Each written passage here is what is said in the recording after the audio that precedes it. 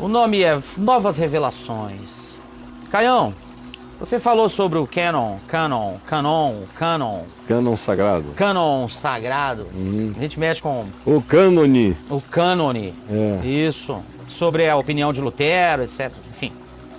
Caio, existe grande diferença entre o que o homem escreve por conta própria e o que escreve inspirado por Deus, como no Velho Testamento, a profundidade dos ensinamentos e do discernimento de Paulo e dos apóstolos. Então eu pergunto, qual parâmetro, qual método, Caio, você utilizaria para definir se um texto é humano ou divino? Todo texto é humano.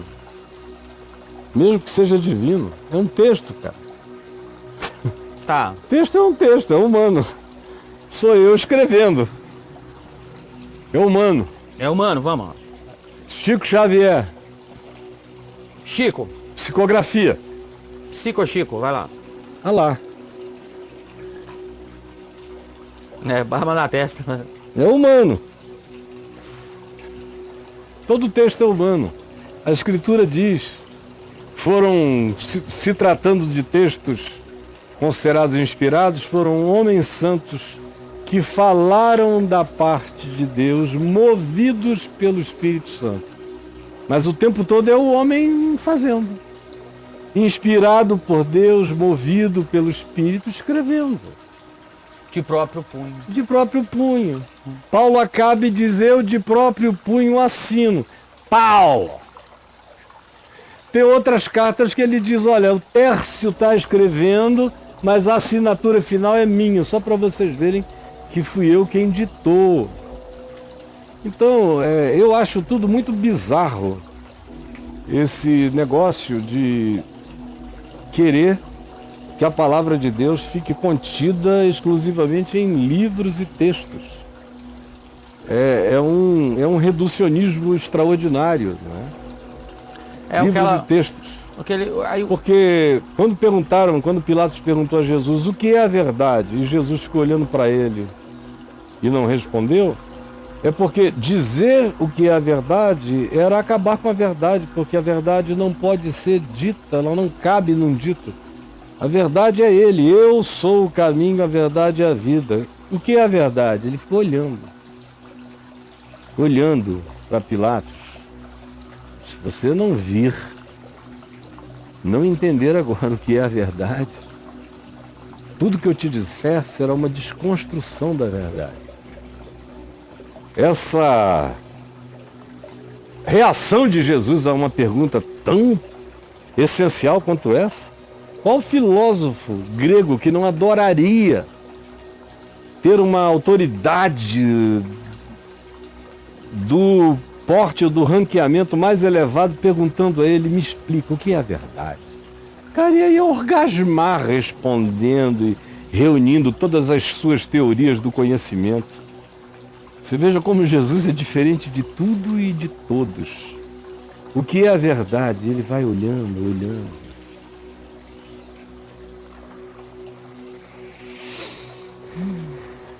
Para Pilatos. Pilatos vira de costas.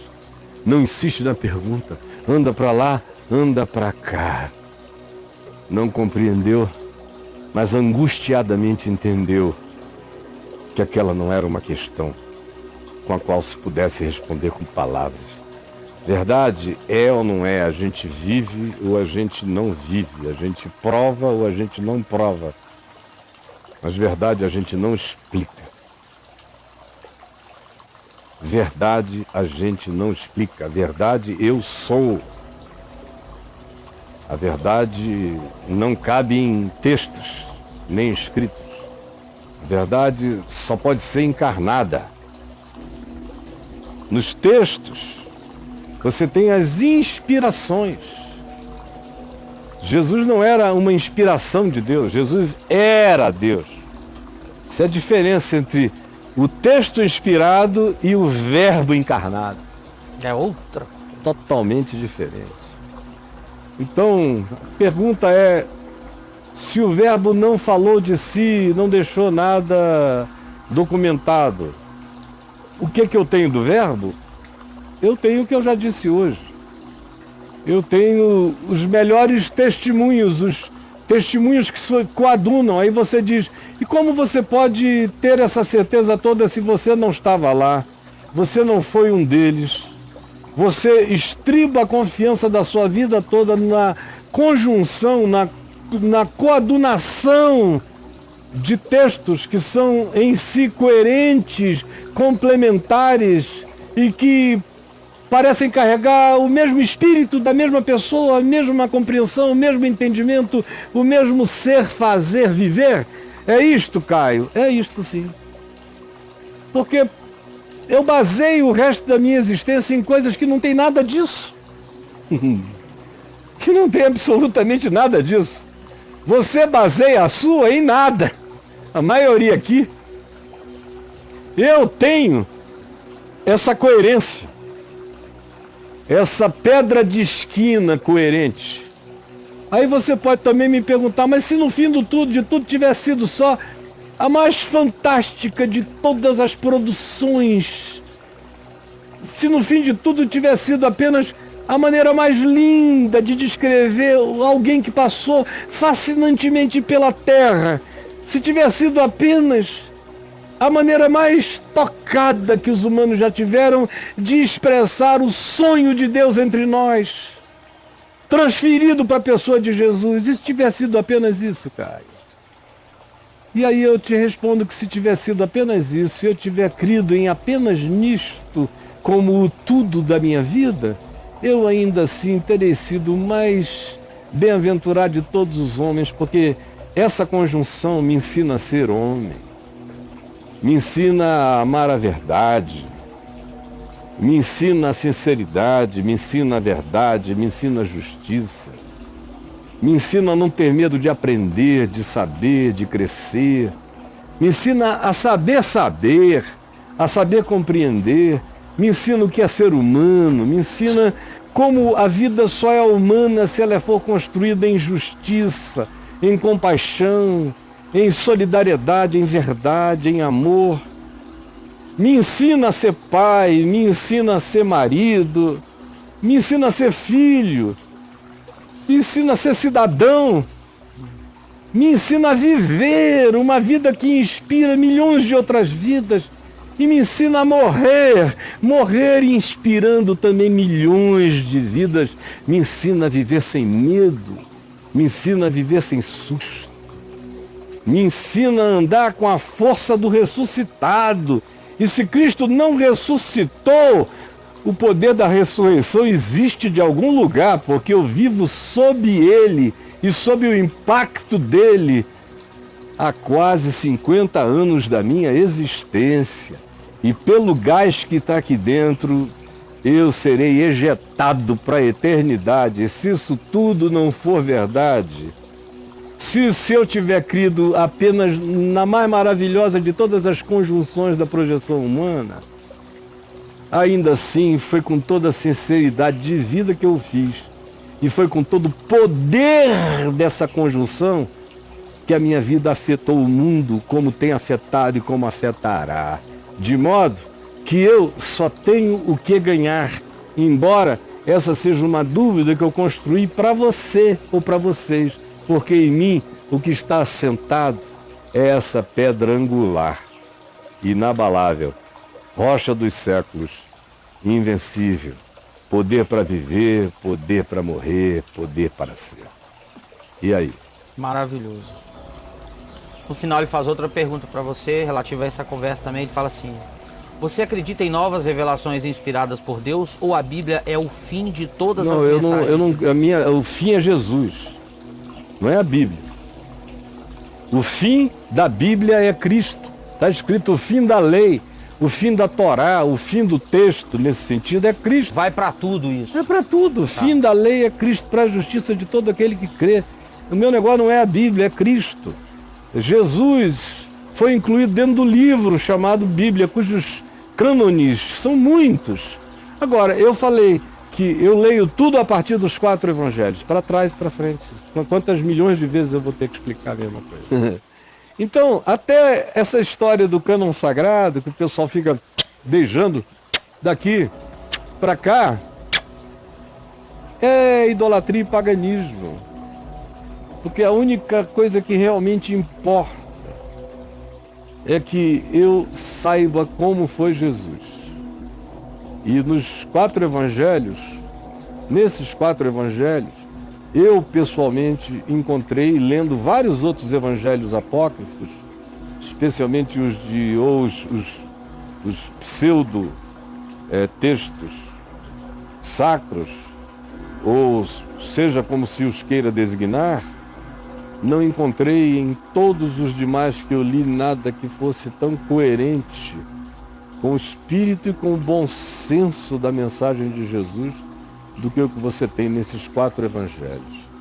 É a partir deles que eu posso ler para trás, para o Velho Testamento, em qualquer Velho Testamento, seja esse dessa Bíblia, ou de qualquer texto dos judeus, de qualquer escritura dos judeus, tanto quanto eu posso ler para frente, filtrando o que ficou no passado, como o véu das mulheres de Corinto e 1 milhão de coisas iguais que na história não sobreviveram e foram filtradas porque nunca constaram do espírito do Evangelho, a não ser o que diz respeito a sermos submissos uns aos outros em amor respeitoso e reverente.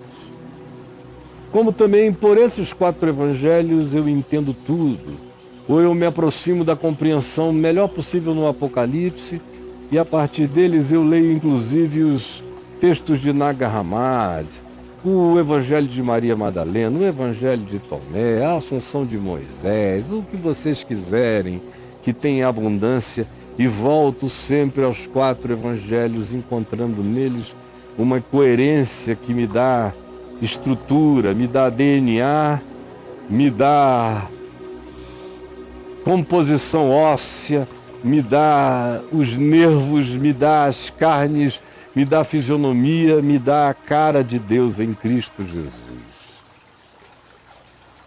Chave hermenêutica para compreender tudo mais, vem daí. E Caião, aí, brother? Caião, se Lutero tivesse suprimido o Velho Testamento e a partir de lá a biblioteca fosse só o Novo Testamento, a história do protestantismo no mundo seria diferente? Poderia ter sido diferente, mas eu acho que teria sido uma perda enorme. Porque eu creio na revelação de Deus no Velho Testamento. Eu creio nas intervenções. E como o Márcio, eu não creio. O Márcio dizia que havia 2 deuses, o do Velho Testamento e o do Novo Testamento, porque eles eram incompatíveis. Por quê? Porque ele não entendeu que a revelação escrita de Deus no Velho Testamento, ela obedeceu o crescimento mental, social, relacional do povo de Israel. Ele vem de uma tribo semita, falava a língua hebraica, o Siapuru, e vem crescendo até que esse povo se transforma na nação de Israel. É uma evolução. É uma evolução. A vida mudou, a história mudou, a arquitetura mudou, a organização social mudou, os regimes mudaram. E é óbvia a adaptação, porque é Deus querendo falar com o homem. Então, se é Deus querendo falar com o homem, para Deus falar com o homem, como o homem é o homem, Deus está limitado ao homem. Sim. Deus só perde o limite no homem quando ele se encarna em Cristo. Aí a sua plenitude se manifesta. O verbo se fez carne. A comunicação se consumou, aconteceu. De vez. Essa é a plenitude de todas as coisas. Maravilhoso. Então, meu Deus, ou então não creiam que Jesus é quem Jesus disse ser. Ou então não creiam o que os apóstolos creram sobre a superioridade e a centralidade de Jesus. Ou então não creiam que Jesus repreende apóstolos, porque falam tolice. Mas Jesus diz que aquele que erguer a sua vida sobre ele, sobre a rocha que é ele, meu Deus, pode ter alguma coisa mais na esquina do que essa? Aquele que erguer vai suportar todas as intempéries da vida e resistirá até o fim. No fim, qual é o sentido da fé senão esse? Então, coitado do Márcio, ele não conseguia reconciliar, porque ele queria que o Deus do velho fosse o Deus do novo, e não dava. Na verdade, o Deus do velho está crescendo com a limitação humana, e no Novo Testamento, Deus explode no humano. Aí ele fala. Ele mesmo fala, não é? Como Jesus diz, tudo quanto eu ouvi meu Pai vos dizer, isso vos digo. Mas vós não podeis suportar agora. Mas está tudo dito, está tudo feito, e a partir dele você pode viajar em todas as direções na velocidade da luz. Aí você anda para trás. E para olha lá trás, atrás, para frente, você anda para o futuro, para daqui a 1 milênio. Pode me jogar lá que o evangelho será relevante. Eu sei que será. E eu não precisarei de valor agregado nenhum, além dessa compreensão que todo dia eu exponho aqui.